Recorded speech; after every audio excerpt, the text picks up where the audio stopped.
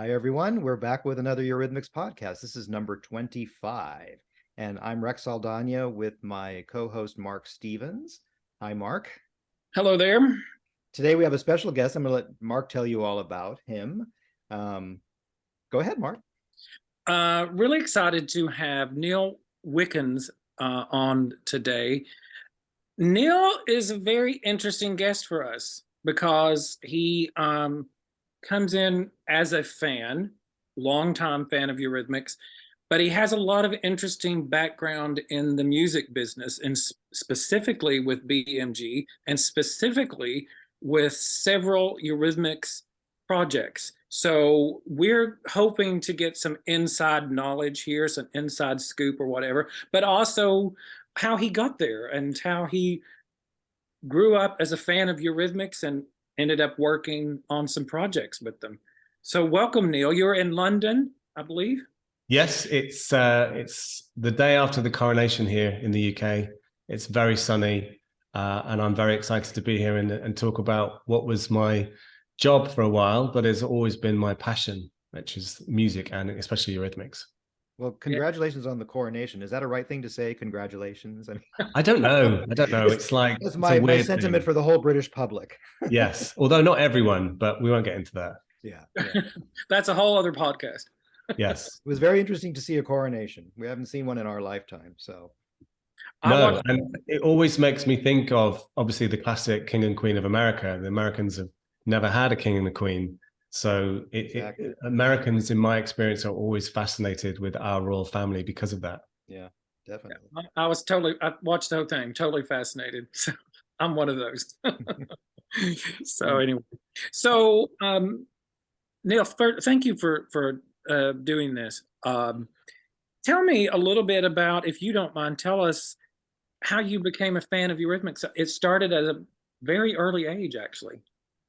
Yes, I mean, I am 48 now, so I was just coming up to 8 years old when Sweet Dreams was first released here in the UK. So my birthday's in February, so it was around that time that Sweet Dreams, the single, was released. And I remember my parents had the 7-inch single, and my parents have instilled in me my love of music and love of all sorts of music. But at that age, I guess you were always drawn to what your parents were listening to. So I remember the 7-inch single with the artwork and then the video that would be shown. And the thing that I always remember was her reaching to turn the light out at the end, of the video, which I always thought was kind of sweet. So I really get my love of Eurythmics in particular from my parents. But actually, as I got older and as Eurythmics' career went on, and I was always aware of them, they were always on top of the Pops or Smash Hits, the magazines that we had over here. My sister Anna was a massive, massive fan, and particularly Savage and We Two Are One. So she always had it on. So I guess I owe a lot to my sister in particular for my love of Eurythmics. I just took it a little bit further. Wow. I think you said you told me once your school had the 7-inch or something for Sweet Dreams as one of the songs you could probably check out, or something in the library. I don't know. Did we have that? Yeah. We used to have music in the library? Yes. Yeah. My school never had any cool music to. I don't think so. Yeah, we had music you could check out. The local libraries had like albums you could check out. Oh, really? Okay, well, maybe that's it. So before we get started, we always try to ask fans when we have them on. So tell us, your favorite song, your favorite album from Eurythmics. You got one that you want to talk, not to put you on the spot or anything. I mean, this is, and I have listened to a lot of your podcasts as well, and I know it's really difficult. It's like choosing your favorite child. Not that I have any children. I'm going to cheat completely, and I'm going to give you a top 5 because I can't cheat. Yeah. That's what I would do too. And the top 5, I mean, obviously Sweet Dreams is in there. I think it has to be in there. It's unavoidable. But gems like This City Never Sleeps is a particular favorite of mine. You Can Hear the Sound of the Underground Trains is very relevant as I live in London. And I actually used to live in an apartment built above a tube line. and you could hear the sound of the underground trains at night. So it always makes me think of that song. You know, Neil, I identify with that because when I was young and that song was popular, walls so thin I could almost hear them breathing. I lived in apartments with walls so thin you could hear the people talking next door. So Yes, that's how I identified with it. the lyrics in that song are just incredible, so evocative. Yeah, and the music is just wonderful. It's a fantastic way to end off the Sweet Dreams album. So I love listening to that song. Shame from the Savage album. I particularly love the extended dance remix of that one. Better to Have Lost in Love and Never to Have Loved at All from Be Yourself Tonight, a real favorite. And then you have the poster behind you there, Rex. You Have Placed a Chill in My Heart, I think is one of the finest pop songs ever written and recorded. Yeah, I would have to agree with that. Yeah. That is a great text. I love that. Yeah, I love Better to Have Lost in Love is such a great song. Sorry, Mark. Yeah. No, I like that you mentioned the Shame remix, and it's so I was listening to that just a couple of days ago, and it'd been a while since I'd listened to it all the way through, and it was Shame, right? That you said, yeah, right? Yeah, that's right. And it is, and I love some of those remixes that when I go back to them, like Shame, that I really hadn't listened to in a while. Interesting.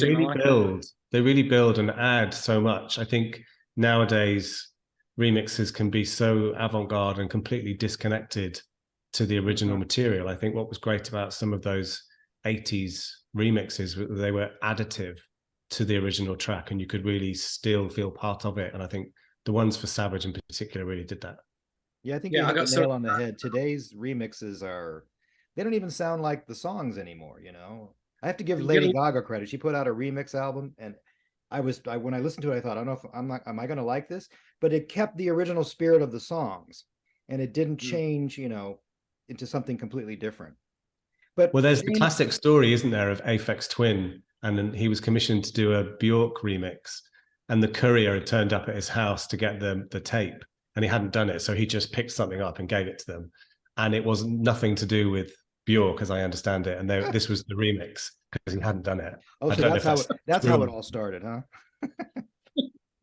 No, but I'm glad you mentioned Shame, because, you know, I know critics have said that's one of their finest singles, you know, and I kind of agree with that. You know, not the biggest hit, but such a great song, and so much to say in that song about society and about consumerism and all sorts of things, and which still rings true today, I believe. Yeah. Oh, completely true. Yeah.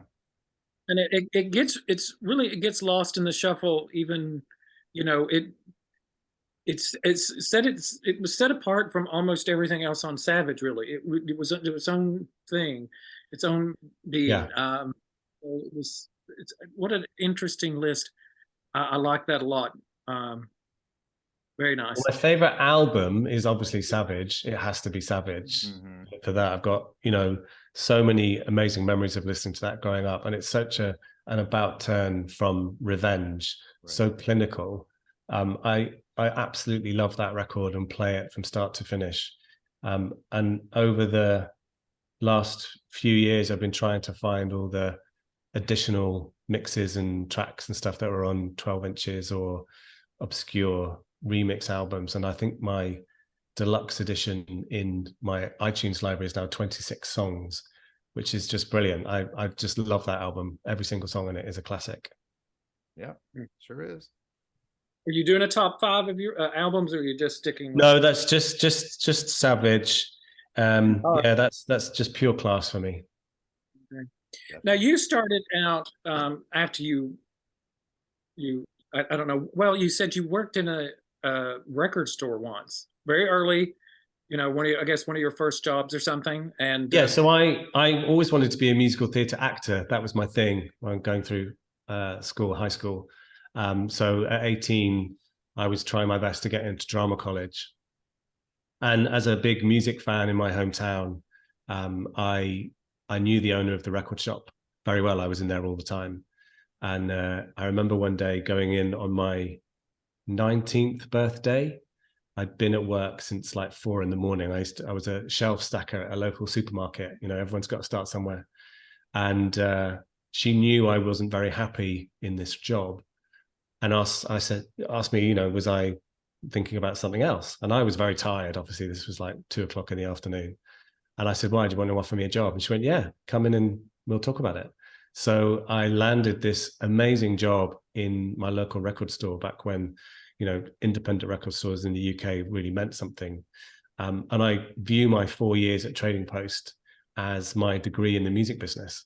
So I did everything from window displays, buying the stock, marketing campaigns, accounting, everything. I learned so much. And working for a record shop, you are exposed to so much music that I'd never been exposed to before. My whole mind was open to a whole different array of music. It was wonderful, and one of the highlights of my life, really.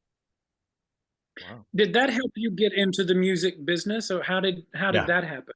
Yeah. So in the early days, we would have reps that would turn up with their Ford Mondeos, usually, you know, with boxes and boxes of CDs in the back, and sell the CDs to us or give them away to us so that we could, you know, help give them away in the store to help them in chart positions. And then as the music industry changed, we became more reliant on telesales. So the record companies would then have people at the end of the phone selling you the music rather than visiting you in person. And I struck up a relationship, a very good friendship with my contact at BMG, Lucy Richardson. If you're listening, Lucy, hope you're well. Because of Annie and Eurythmics, I was like, I'm going to make sure I keep on good terms with these guys because I want to know more. And I remember once, I think it would have been 1997, so 2 years after Medusa had come out, I would always ask, is there a new Annie album coming? Is there anything coming? And one day she said, yes, there is. It's on the schedules. But if it comes out, I will eat my desk, which has stuck with me, that phrase. And it didn't come out, obviously. There was another album for another 6 years. But that was my introduction into the music business. So when I moved to London in 98, I got a job in a bookshop, which I hated. I was looking after poetry, erotica, and religion, a really interesting mix of books. And I hated it. I hate that job. And I quit after 2 weeks. And whilst I was working my notice, Lucy phoned me up and said, hey, I've just been promoted. Why don't you apply for my job? So that was it. I had my interview at BMG in Putney and got the job. And I started in September 1998, you know, because I jumped the fence from buying records to then selling records. So I was then doing what she did, which was sell records to record shops. Now, what was the title for the job? What was the job? Telemarketing. Okay. And that's your introduction to, and then this is BMG? Yep, this is BMG. It was just wonderful to walk in. I remember we had a sales conference in Brighton. That was sales conference time. And the week before I started, I ended up in this fancy hotel down in Brighton on the south coast of the UK, pinching myself because I'm like, oh my God, I've got this amazing job. And here I am in this hotel and I'm mixing with record company executives. And had, you know, at the conference dinner, I sat next to Olive, the band Olive, you know, You're Not Alone, from 1997, which was a big hit here in the UK. I can't remember if it was anything in the US. But I was like living my absolute fantasy job. I'm like, I'm work for a record company. I am an employee, and I might get to meet Annie. I might get to do something with Eurythmics. You know, it was that exciting. Yeah. And that eventually did happen. One of your first projects was working. How closely did you work with Dave and Annie on the Peace album? How did any of that come about? So that was I started in September 98, and then they were awarded the Outstanding Contribution Award at the Brits in February 99. So I'd been there like 5 minutes. So I didn't really have anything to do with that album apart from selling it to the record stores. But the most interesting story I have around that was the market research we did around the album cover. So as everyone knows, Richard Avedon did the photography. And I think if I remember rightly, and I just have to say, I'm no longer an employee of BMG or Sony BMG. This is all my personal recollections and my personal experiences from the time. And this is now going back, a long time ago, half my life ago, in fact. So this is all personal recollections. But I think at the time we paid Richard Avedon £1 million to do the photographs. It was a big deal. Eurythmics' first album in 10 years, and they were such a massive part of BMG's success in the 80s. And then along came these photographs, including some of the backs of their heads, as we all know. So we did some market research where we went and took a group of the public into a room, and all the images, including the one of Annie holding Dave's head and them looking at each other, and gave them to the public to give them, what do you think of these? What's your view of this? Do you like this? Would you buy an album with this? And remember, this is long before the days of social media or smartphones with cameras on your phone. So nothing would ever have leaked out because of that. And I remember people were kind of baffled that an album cover might show the back of someone's head.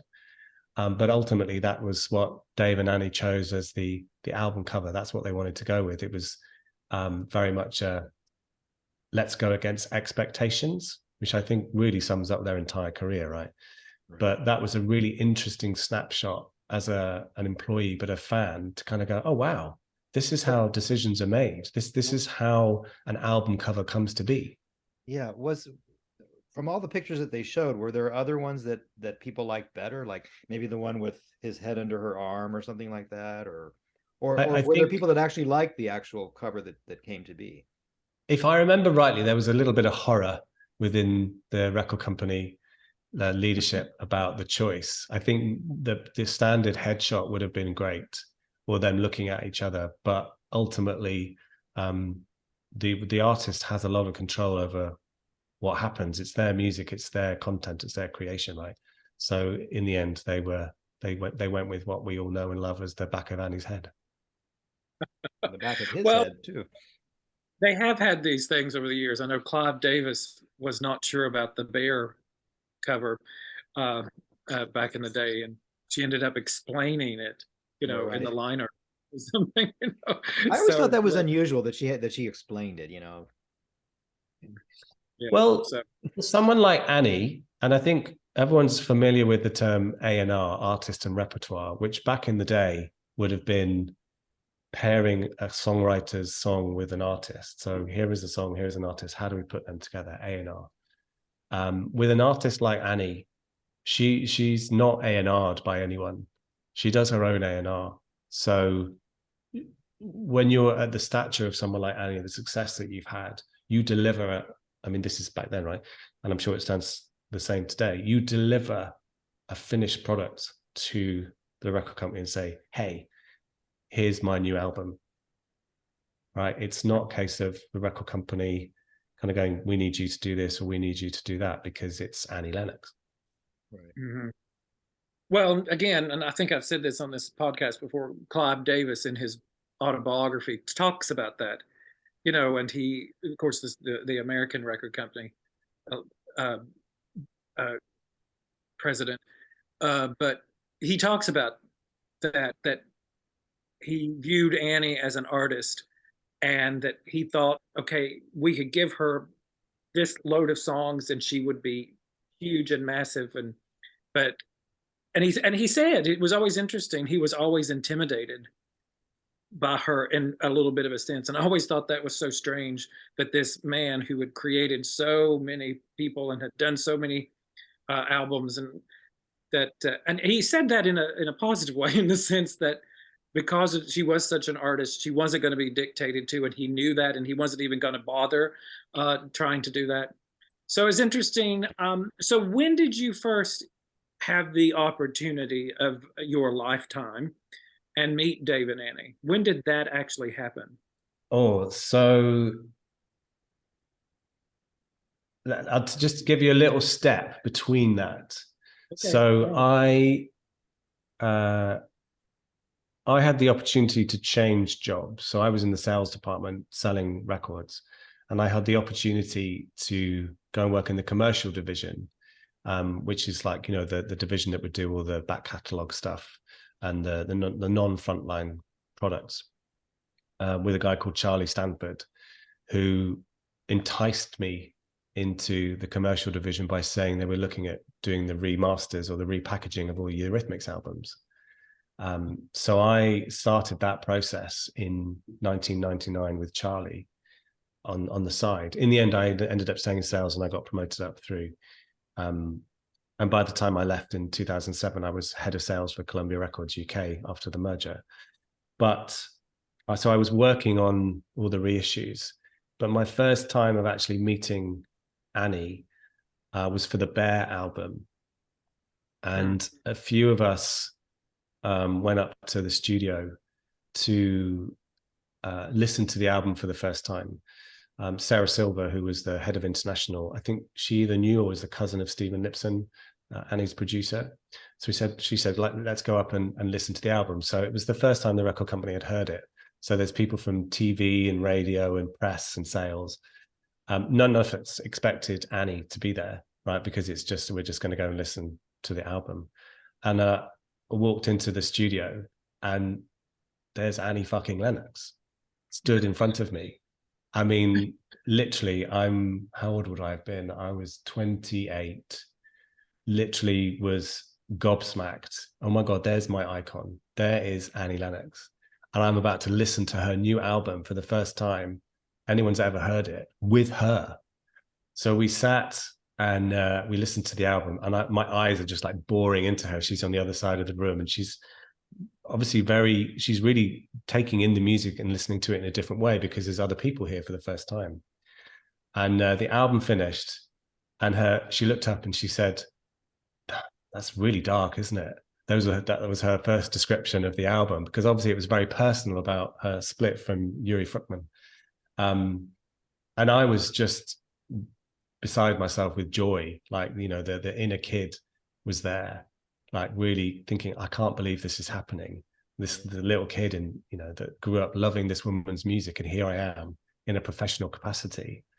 And she, you know, we had a conversation as a group, and she made a comment about the fact there was very few women there. There was only a couple of people from BMG in TV and promotions that were there. So, you know, her activism and her belief and her support of women and women's rights around the world, you know, it stems everywhere. She lives that on a daily basis.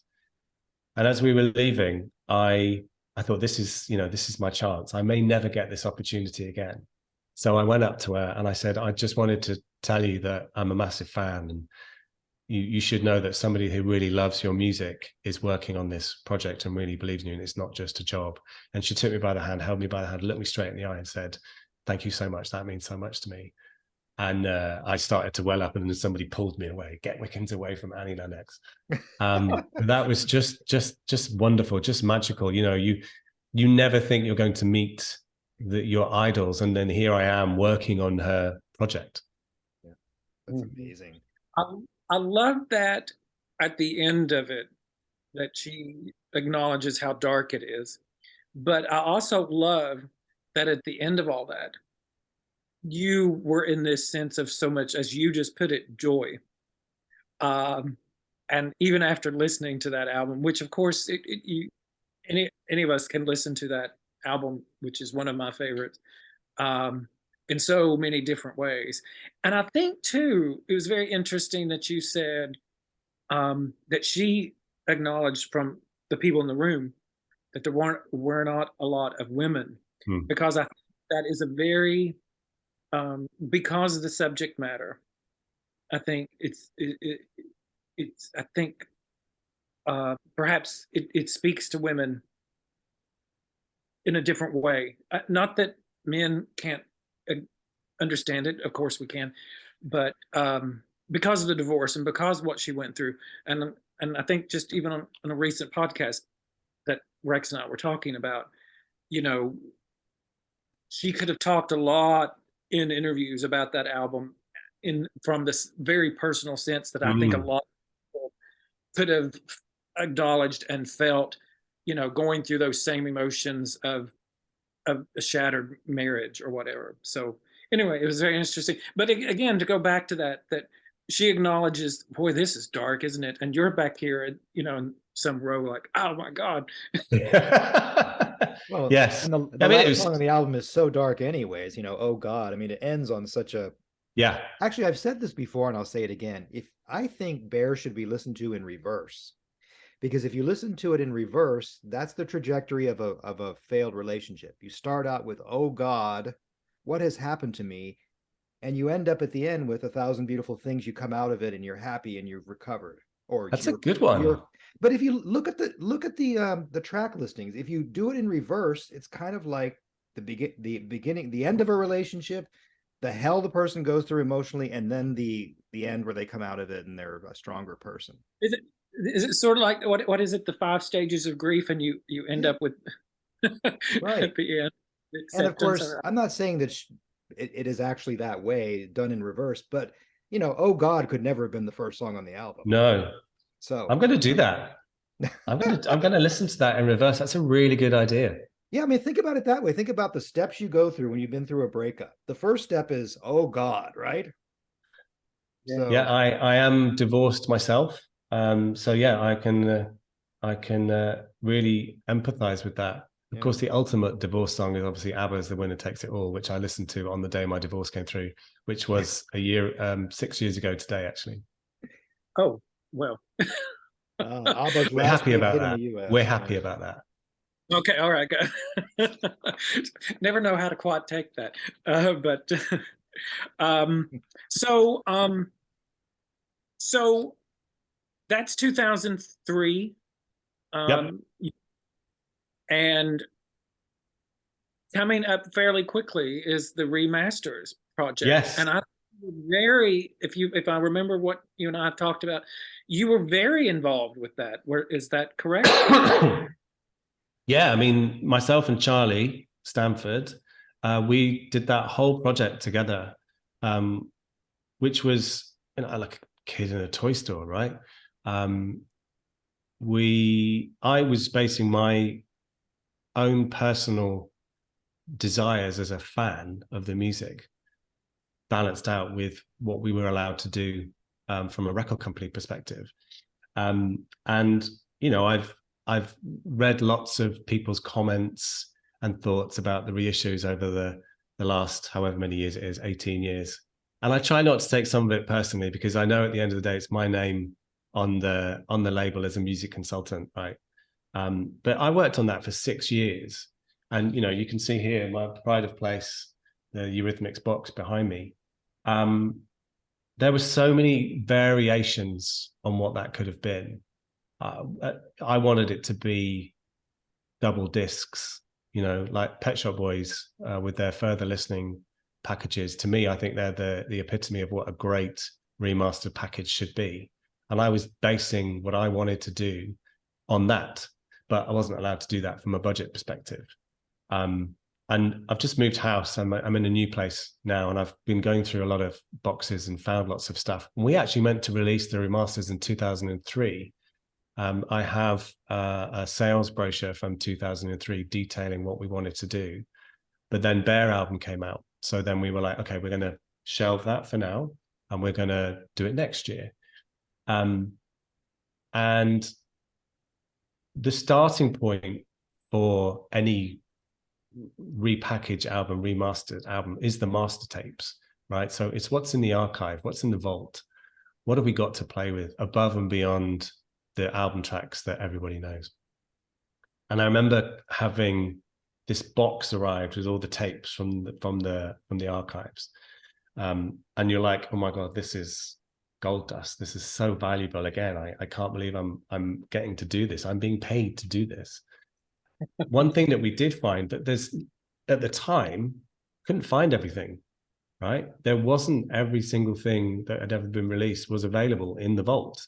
So there's quite a few of the early B-sides, for example, that at the time, if I remember rightly, we couldn't find. So that's a reason why some of them aren't on Sweet Dreams, because we just didn't have them. I know lots of people have commented around sometimes remasters are done from vinyl from a 7-inch, and you can hear that a mile off. And we didn't really want to do that. And plus, Dave was in charge of the remastering. You know, he had approval on everything. So they weren't what I wanted them to be, but I was really happy with them when they finally came out. The big mistake, and I will apologize for this, is the Eric Thorngren mix of Would I Lie to You, which was a complete balls up, because that was mislabeled on the masters.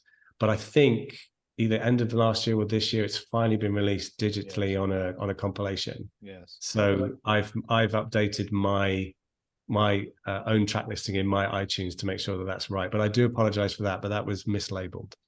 I've been waiting for that, and to when I saw that was coming out, I'm like, please, please, please let them get it right on this compilation. Yes. Yeah. But you know, I've talked about that before, and it's so interesting to hear you talk about it and how it was mislabeled, because I always thought that was the case, because you could see how easily that could be done.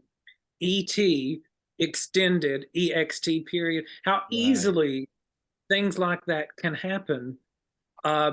So let me go back for just a moment, if you let me. Maybe other people knew this. I never knew this, because you even talked about it a few minutes ago.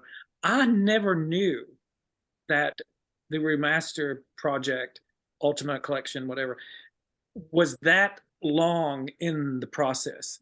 I think you a moment ago, it could have started in '99, or even that it was that long. That's fascinating to me. It is.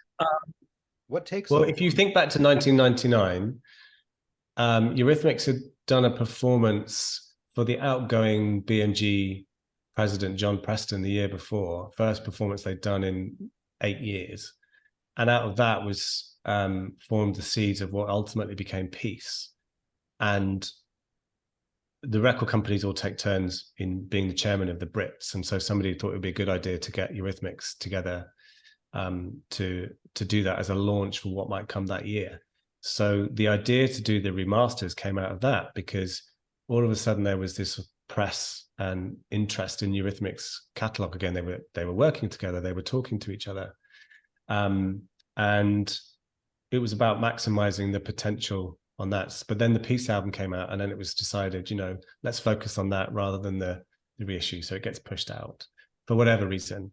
And then they went on tour, and then Annie did Bear, and then, you know, all of those things get factored into how a record company will release material. Definitely back in those days, it's very different now. It's a very different industry. It's much more immediate. Yeah. But in those days, you really have to plan, when are you going to do this? When have you got access to the artist to promote it, et cetera, et cetera, et cetera. Now, if there hadn't have been the Peace tour and Bear and all that, and nothing had interfered like with the remastering project, how long do you think it would have taken to come out? 1 or 2 years maybe? Or yeah I'm just kind of trying to get a sense of how long a project like that takes, you know, to do. Well, I first started working on it in '99, and they came out in the autumn of 2005. Yeah. So ultimately it took 6 years. Right. But you were delayed because of, so if there were no delays, it would have been more like a couple of years or something. I'm just trying to get a sense of how long it would take, you know, if there were no. Yeah, because there's, you know, the whole process of remastering an album takes time. Yeah. Phil Savage, who did all the sleeve notes, you know, he has to do all the interviews, and then working with, sorry, there's a fly in my flat. Get off. You can edit that out. Working with Lawrence, right? So he went back to all of the original pieces of artwork, and famously corrected the square on Sweet Dreams album, which he said to me absolutely haunted him every time he saw it, because the line at the top of the square box wasn't straight. So he was able to do that digitally, you know, and that takes time. So all of these things add up to taking time, which makes the process quite long and drawn out. And people tend to then lose a little bit of interest because it's coming and then it's not. And then you have to go back to the drawing board, and then the artist will say yes or no. I know lots of fans, and I've read lots of people, and I think you talked about this on one of your podcasts about a track called Armadillo. Yeah, I wanted to ask you about that, but go ahead. Which I have heard. Yes. And I used to have. So tell us in one sentence, how would you describe that song?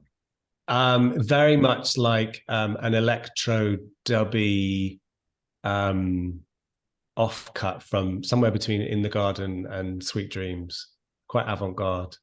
But I had a whole box of CDRs of all this archive material, which was again super exciting. This is before we had iTunes, right? So I don't have it. So before you ask, I don't have it. I had to give it all back because Dave and Annie ultimately decided, as is their right, it's their music. Yeah. They were like, these aren't finished. These are songs that aren't fit for public consumption. We don't want to put them out. So as much as I would have loved to have them on those remasters, it wasn't my decision. So let me ask you about that, because more and more we see special albums, double albums, special releases, and artists are giving fans those exact kind of things that you just said that Dave and Annie would say, well, that's not finished. That's no. But you see a lot of bands and artists saying, okay, here's the first demo of this song, and here's the second demo, and here's the third demo, and you take that as it is, and you may not listen to that demo like you would the final version, because it isn't quite, and then again you may, it just depends.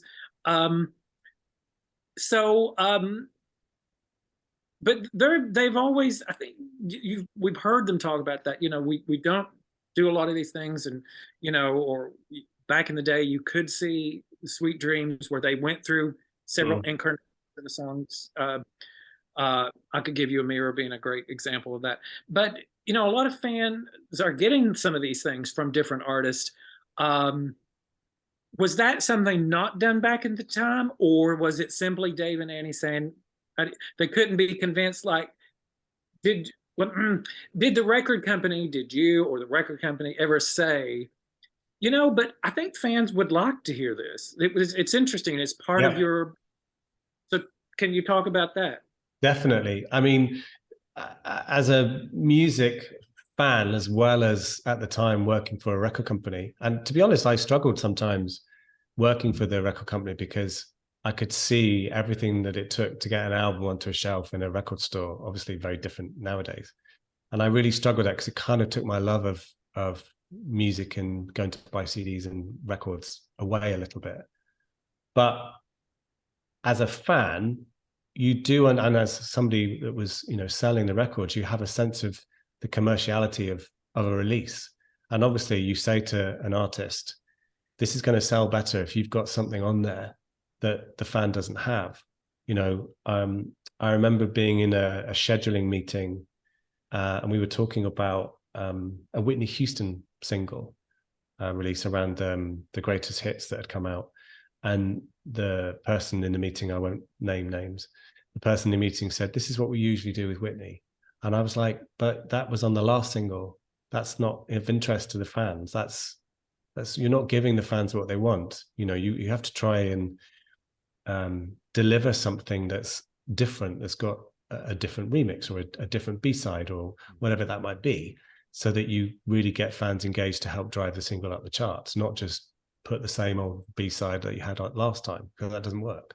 So to answer your question, absolutely, I made the case that having these tracks would make the album reissue much more interesting to a fan who may go, well, I've got the album, I've got the singles, I've got these all already, but actually I don't have this unreleased track, I'm going to buy it.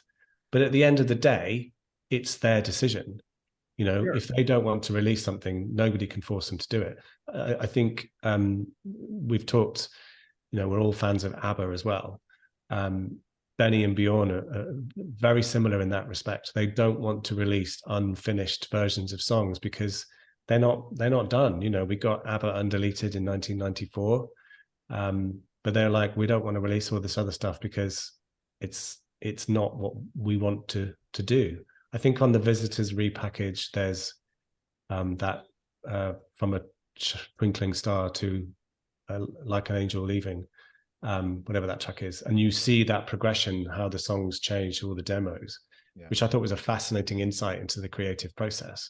But I think you have to respect that sometimes the artist just doesn't want to, open the kimono and show what's behind the scenes. Yeah, and I can get that. And you can appreciate that and understand that. What other can you tell us about any other songs that you may have heard that we have never heard? Yes, I have heard, and I actually do have a copy of, but I'm not never going to release it. That's not my music to release. But I do have Everlasting Love, which was part of the TVP project. So that was quite exciting, hearing all those cover versions and adding them onto the repackages. I don't know why we didn't add that, if I'm honest. I can't remember why it wasn't used. I think it was because it just didn't fit on In the Garden. You know, if you've got In the Garden, which doesn't have one of those cover versions on it, and then all of a sudden it's that Everlasting Love at the end, you're like, what's this? You know. I want to ask you about the My Guy. Was it always that short? Yeah. Because it just seems like it just sort of cuts off, you know, like it's just done. Yeah. And it leaves you wanting so much more. I love that sort of electro version of My Guy, and then it just ends. And last night I don't want it to end.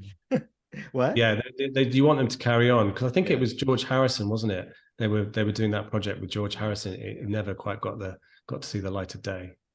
I've also got a snippet of Annie singing Close My Eyes and Count to 10, which is very beautiful, but it's literally only about 40 seconds. That just was on a CDR.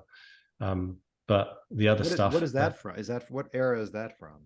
I'm not sure. I don't know. It's just her vocal. It's a Dusty Springfield song? Yeah, that's right. Okay. Oh, interesting. So so all these things exist on some sort of recording somewhere. Then how does it somehow get to the record company?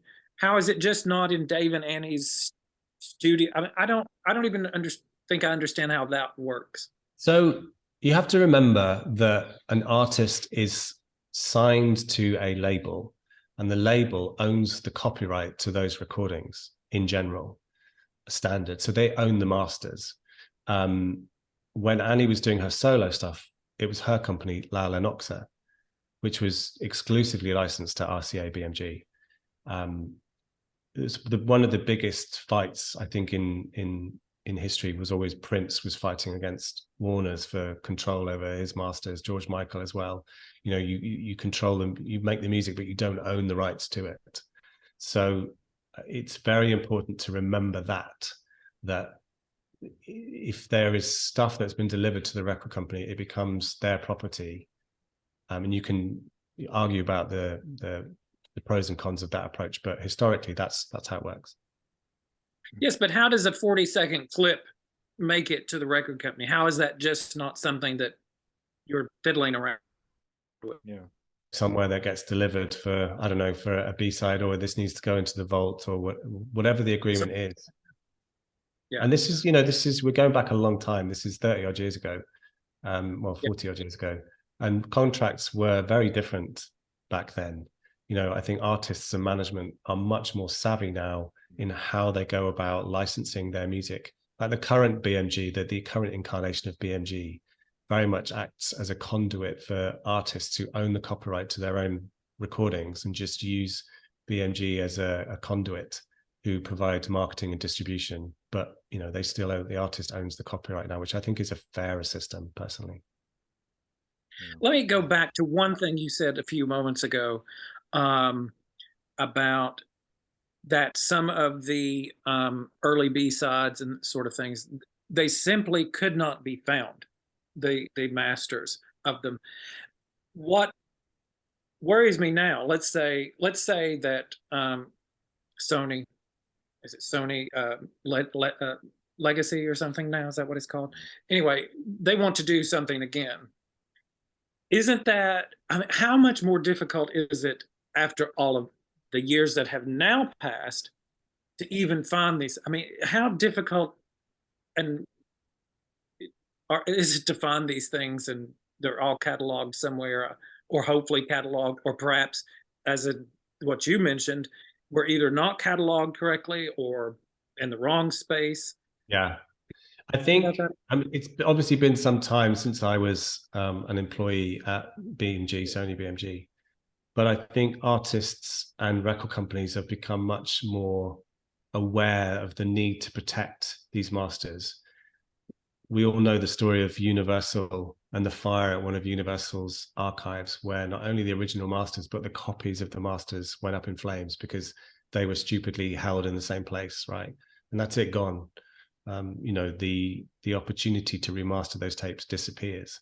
So if Sony have done an exercise to kind of like bring everything together and protect, you know, that's where they make the money, is the ability to monetize the master tapes of the artists, right? That's how they make their money. So I would hope that they have maybe pulled things together into one place. I mean, over my shoulder here, you can see the Catch single that I've got here. This is the thing that I would love for somebody to find the master for and digitize, so we can get those two songs finally on a streaming platform. But again, it's about what was done at the time. The Catch was a band that only released one single and morphed into the Tourists in the late 70s. You know, did people really understand the need to keep hold of masters in the same way that we do today? I don't know. So it's all about how much somebody cares about the masters that belong to the record company. Yeah, and particular and the Catch there, you know, there was no reason for someone to think necessarily, you know, what's going to happen in a few years. Then, so it's human life gets in the way, and you kind of move on, and you've all been there. It'll be in a box. It'll be in a box somewhere. Someone who doesn't know who the Catch are just thinks, well, what's this? And it'll be sitting somewhere in a dusty box, because, you know, that's in my head. I'm thinking that I have to believe that somebody will find it one day. Yeah. Well, that's how a lot of it happens. You hear stories. I just discovered it. It was at the bottom of this. I just came across it, and here it was. Yes, I have faith that will happen. Well, I do know and have access to someone who has some early Catch recording. Yeah. Wow. What is different to the singles? That was sold on eBay many, many years ago, and it's the real. So it's quite fascinating. Yeah, but the point of that is that those kind of things exist, and they exist in some form or another. It's not necessarily a master, of course, but it's a fascinating moment in time that could be so fascinating on a Eurythmics, you know, some sort of look back, and that you could go back that far and like, here's the process and the progress of getting somewhere. But you were at some of the early promotional with Dave and Annie and for the remasters project, correct? Yeah, that's right. There was an art exhibition in a gallery here in London, and they were an installation. You know, they sat there in their silver suits with their eyes closed next to each other. Well, a bit like what you've got behind you there with all the posters. They just had all the posters of all the artwork and images of their career around them. And then there's Dave and Annie sat there. And I'm going to show you the box, which literally arrived. Charlie gave it to me as we were walking in. So the Eurythmics box, which everybody knows, which has all of the 8 albums inside. And I was privileged enough to be able to deliver Dave and Annie their copy of the box and say, here you go, here's what we've been doing. And they knew of me, and I'd met Annie before, but they knew because everything got signed off by them, and we sent stuff to them, and we got their approval to do whatever it was we were doing. And so I don't know if you can see this, but in the middle of my box, it's signed by both Dave and Annie, saying thank you for all your hard work. Lovely. This obviously is priceless to me. This is a pure fantasy dream boy. This is my finest thing. Yes, it's when you get something like that, suddenly everything else in your collection is not as important, is it? I mean, it's still important, but not as important as that. Not as important as that, because it's both of them signed it, and it's something that I've worked on, and my name is on there as well. And I have a picture in my house of myself and Annie at that event, which takes pride of place. Yeah, that's fantastic. That must have been a great time for you for so many different reasons, that, you know, that all these things coming together, like you said, just the culmination of so many things. Yes, I mean, it was very special to be part of it, to work on it. You know, things like listening to I've Got a Life for the first time, in the BMG's boardroom, and thinking, wow, this is the first new material in 6 years. This is a real banger. This is amazing. Willing it to get to the top 10 so that we could have another top 10 hit.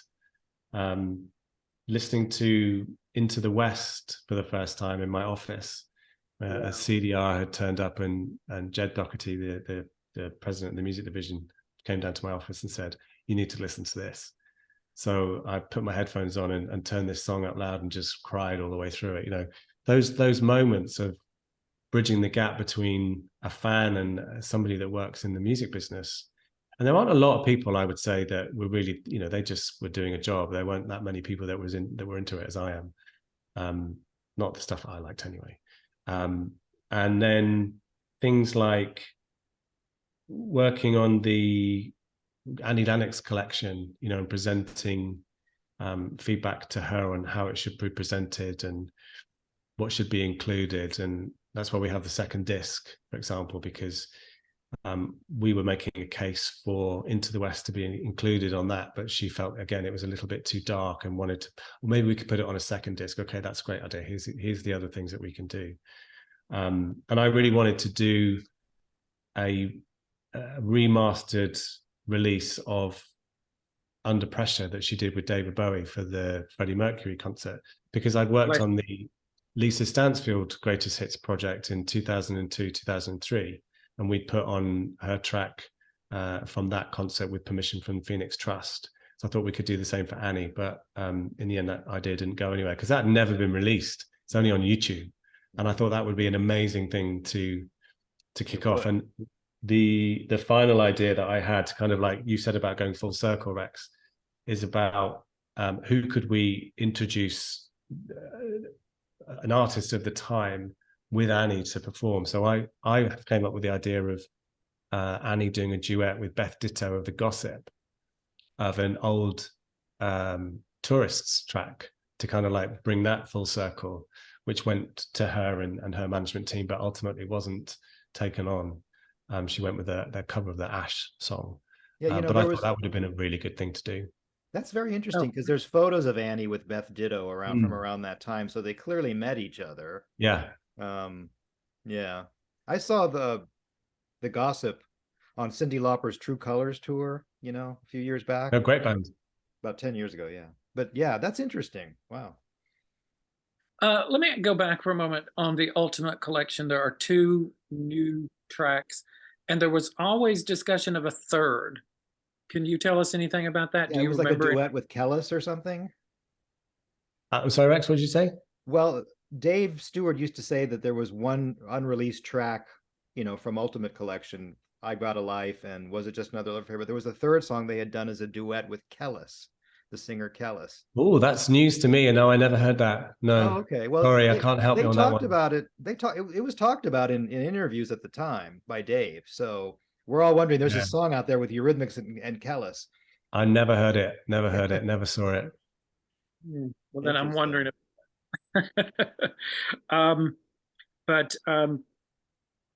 so did you feel like you it's been kind of weird, you almost apologized a minute ago, like, well, I know the remasters aren't exactly what some fans would have liked, but you don't feel responsibility for that, do you? I mean, 100%. 100%. It was my decision where these tracks were going to be. What was the track listing going to be? Where were they going to be placed? What were the covers going to be on which album? What could we use? What would be of interest? And obviously, when you've only got one CD, there's a finite amount of time on a CD. You can't put everything that you want on one CD. So there were compromises that were made, and obviously mistakes were made with Would I Lie to You, E.T. Mix, as we've talked about. But you go back to, that you said there was a budget issue. You would have preferred a 2-disc set for each album. But what can you tell us about budget issues? I would imagine that record companies have so much money they're going to put into a project. I mean, that's always the assumption, but there isn't. Every project has its own budget, right? You've got X amount of money to spend on that budget. If it's a brand new album, then that budget might be helping them with studio costs, or hiring a band or hiring a producer. If it's something that's a repackage, then it's hiring the designer, hiring somebody to do all the interviews, do the artwork, and then marketing that particular project into the market, right? So you don't have a finite amount of money, and if you budget out how many pieces do you think you're going to sell, how many units you're going to sell, how much revenue is that going to generate? So that gives you, okay, how much money do we then have to spend to make this project happen? So it's all about balancing all of those different factors to go, right, here's your budget. Sometimes you get more money if it starts to look like it's going to be really successful, or like with the greatest hits, how much money are we going to spend on TV advertising, which was, how you drove things back then, not so much now. So it's all about how do you bring all that together? And that makes, if you want to then create 2 CDs, that's twice your manufacturing costs, because you've still got to create 2 discs, right? So it all adds up. And somebody, above my pay grade at the time made the decision that, we didn't have that amount of money to spend. We had to stick with 1 disc, much to my dismay. I wonder where Eurythmics would fit into these kinds of things today, because there is, in my mind, there's sort of a sense that even maybe more than in 2005, that there is an interest in Eurythmics, at least, that has, they seem to me to have gotten to that level of massive respect that they may not have even had in 2005. And I think people have respected Eurythmics, of course, for a long time. Of course, I'm not saying that they didn't, but they have seemed to get to this level of, you don't hear anyone disparage Annie Lennox. You don't see that. You go on some YouTube, and it's any YouTube of Annie singing anything, whatever it is, or a video, and there's all these people from around the world, talking about her in this most glowing comments. So I think it's been built upon itself that there's a massive amount of respect for both of them. Sure. That may not have even existed back in 2005. It would have, you're still, not far off from, actual projects happening and that kind of thing. I think there is a general love for Annie and for Dave and the legacy that they've had. Sweet Dreams has had over 1 billion plays on Spotify, for example. So it still resonates today with a lot of artists that are coming through today, because it's such an unusual sound. And we've seen them inducted into the Rock and Roll Hall of Fame, Songwriters Hall of Fame. And I think the love for them and their music is still there. When the nominations, and then when they were announced that they were being inducted into the Rock and Roll Hall of Fame last year, came out, I contacted one of my friends at Sony Music and said, "Hey, what are you guys doing?" And he was like, "We're not really doing anything," which I was really saddened by, to be honest with you, because there's so much knowledge out there. You guys and Steve at Ultimate Eurythmics, we could really deliver an amazing package which would have all of those extra tracks on, if we can find them, and would be a 2-disc set and would really deliver what the fans want. But I don't know why the decision was made that they didn't want to do it. I don't know if it's something that Dave and Annie didn't want to do, but they certainly haven't appeared as yet, which is a real shame. Well, I know that I recently talked to somebody at 19 who told me they don't know any plans this year for anything being released, not for Sweet Dreams 40th or even for Rock and Roll Hall of Fame. So it's sad. We just continue to wait. Yeah. In the meantime, we have remastered albums. Be nice to get remastered videos. I mean, Savage album video would be just amazing. But that's not owned by Sony. I think it was Virgin at the time, so it would be Universal now. So somebody at Universal. Actually, that would be good, because that's 1984 and the Savage album video could be done at the same time. I bet you the Savage video album would sell better now than it did back in the day if it were released. Yeah.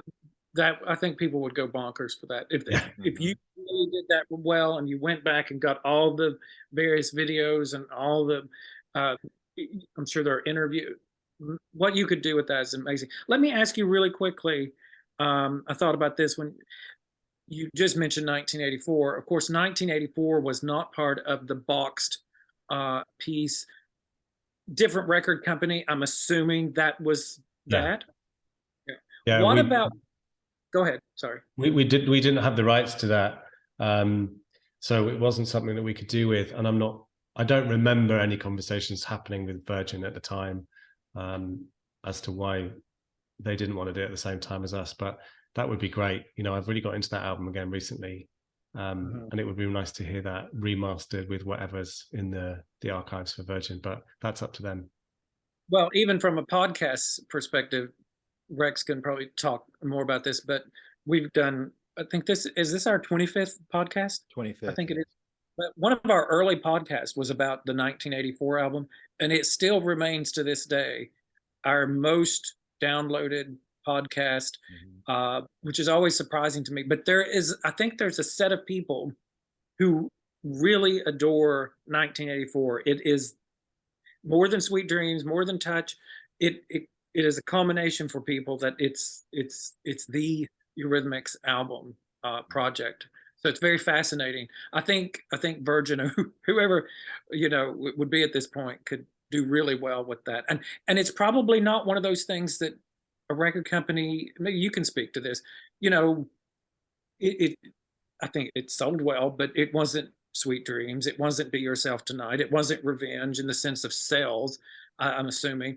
And so I think maybe looking back, it may be difficult for record companies to say, well, that wasn't the most popular album. Why would we go back and do that?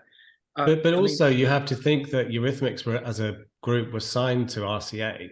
So they had a team at RCA all through the 80s that were managing that band, product managers, marketing managers, A&R guys, sales guys, press, radio.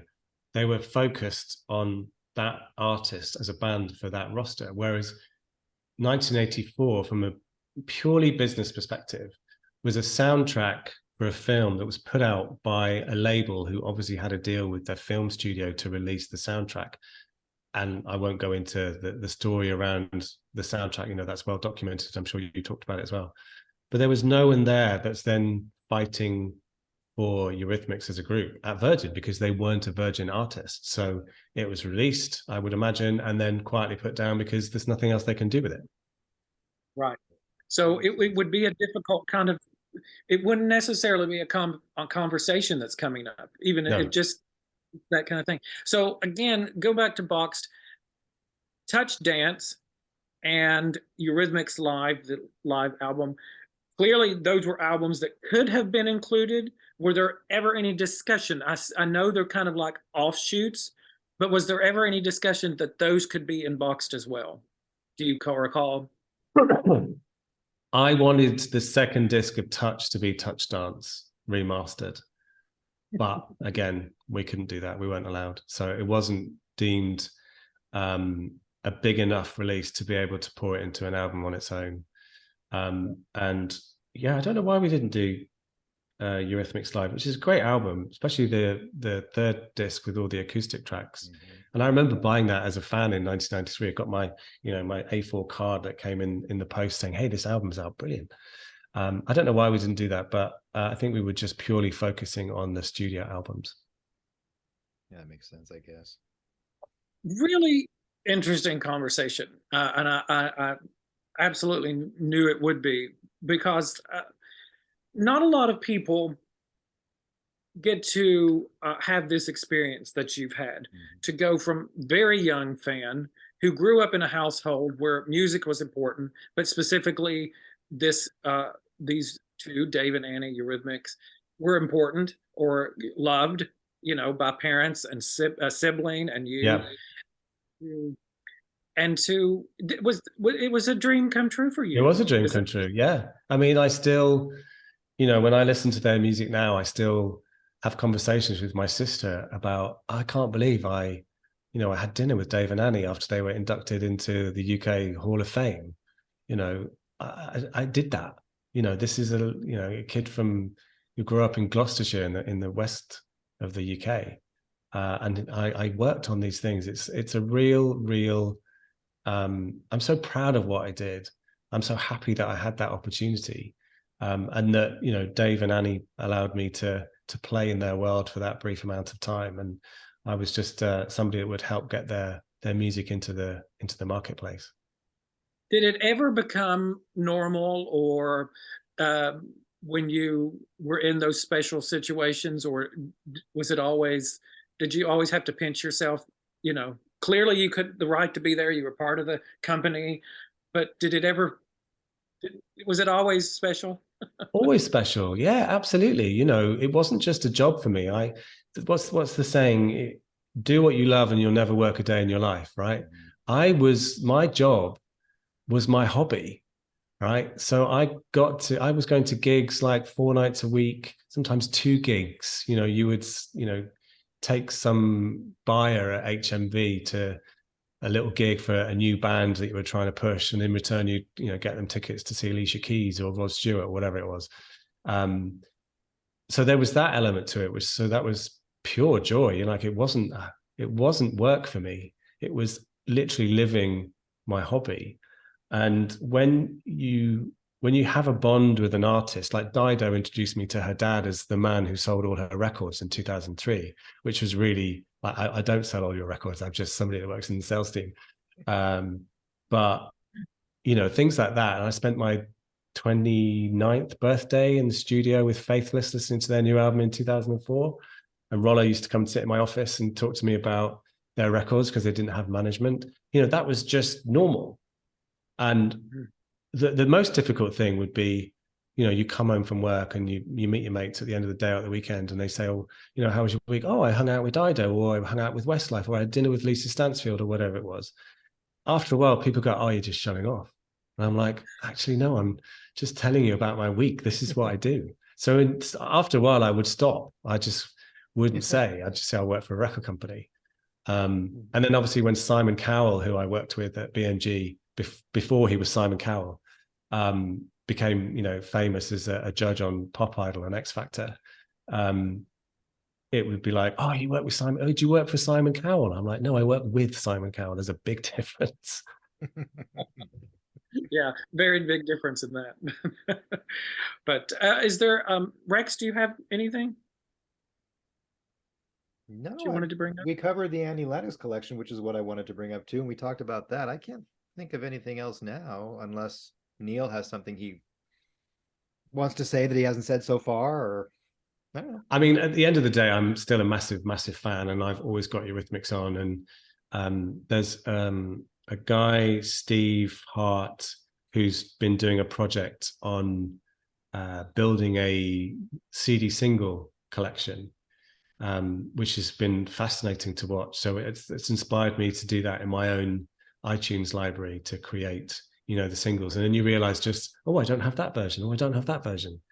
And I'm maybe when he's finished creating all the singles, and then Lawrence will finally get the go to do it, and it'll really come out. Well, I keep saying to Lawrence, because we chat on Instagram, there's so much love for his work that he should do an artwork book and do it via Kickstarter, because I think there would be a huge appetite for that. Because even again, looking behind you, Mark, all the artwork is so iconic. It's so incredible to have a big coffee table book of all of that artwork and the different iterations that he will have in the archives, because they're amazing. I think people would lap that up. And I still think, to your point, Rex, everyone still wants to listen to and see more of Dave and Annie and their journey over the last 40, 50 years. Yeah. Totally agree. And totally agree about Lawrence. And I know Rex and I do the same thing, and have said to him, that's fascinating that you've done that same thing. Like, a book of this, all of these things, what you could do. I hadn't even thought about the Kickstarter or something like that. But I've said to him, we've said it on podcasts before and interviews, I always think Lawrence is another one of those people who was so important to the history of Eurythmics. 100%.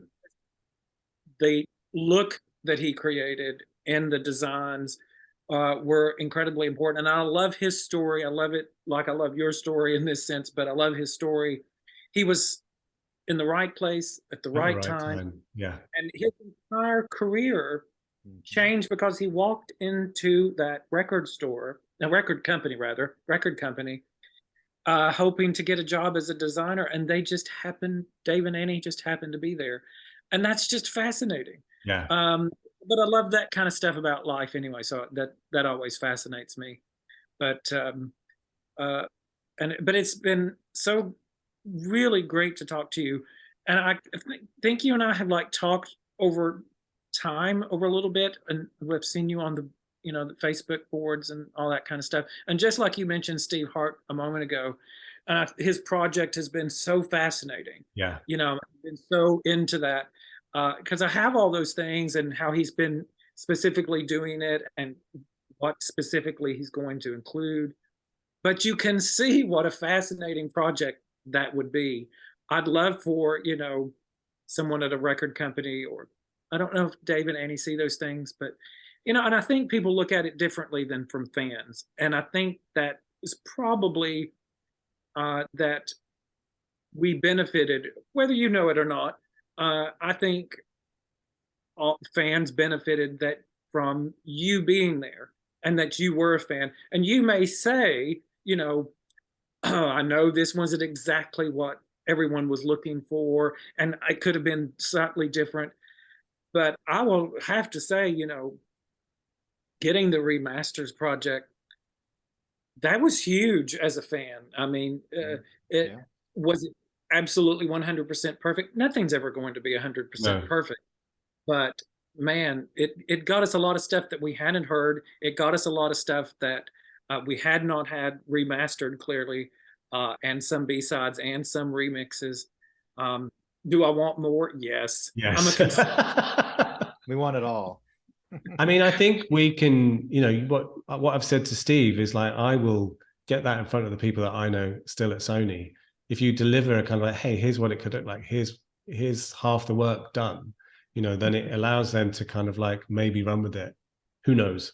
But I think there's definitely something we could get in front of those guys and say, hey, how about this? Because so many people are doing those big, I've got one here, that ABBA and the ABBA singles, and I think Wham are doing it this year, which is Sony again. So I think there's a real appetite if we can just present it to the people in charge at Sony and go, hey, you should be doing this as a market for it. We will all rush out and buy it. Yeah, totally. I'll be in the front of the line.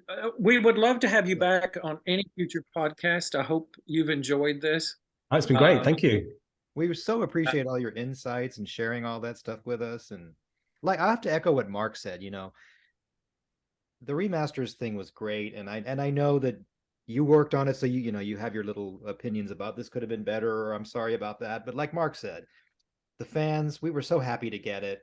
And whatever little things were not right, you don't care about it. You just you notice it and you move on. You're just happy to have what you have. And so that makes me feel so happy, because I am a fan as well, as we know, and I am part of those Facebook groups, and I'm surprised that people haven't put two and two together quicker, because I had always thought, oh my God, people are going to hate me because I got this track wrong, or I couldn't find this.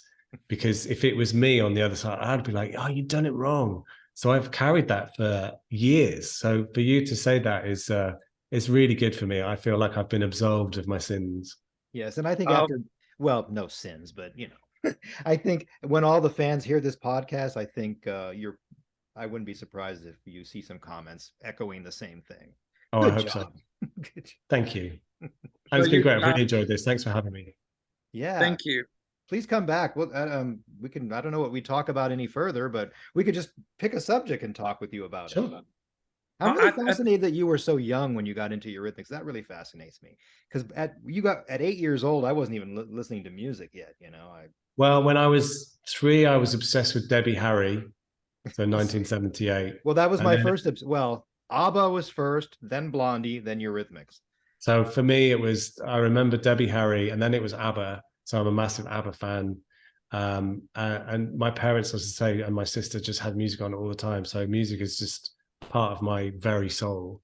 So I've always got music on. I'm always listening to music, going to gigs. It's something I'll never ever get away from. I think that's the interesting thing. And I'm sure it's the interesting thing about the three of us and so many other people. I really do not understand people who like music in the background. Yeah. That Yeah. it never has. Well, I internalize, whatever it is. It may be Eurythmics, it may be someone else. I've internalized music so much, and it means so much to me in a lot of different ways. But I don't understand people who aren't like that. And right. not that they're bad people. It's just music means a lot to me in whatever form. Well, as Madonna once sang, music makes the people come together. No, there you go. Well, on that note, I think we'll stop the podcast at that and on to the next. But I think we can find many different podcasts that you'd be a great guest on. So sure, look for another sometime soon, I suspect. Yeah. Thank you so much. Thanks, guys.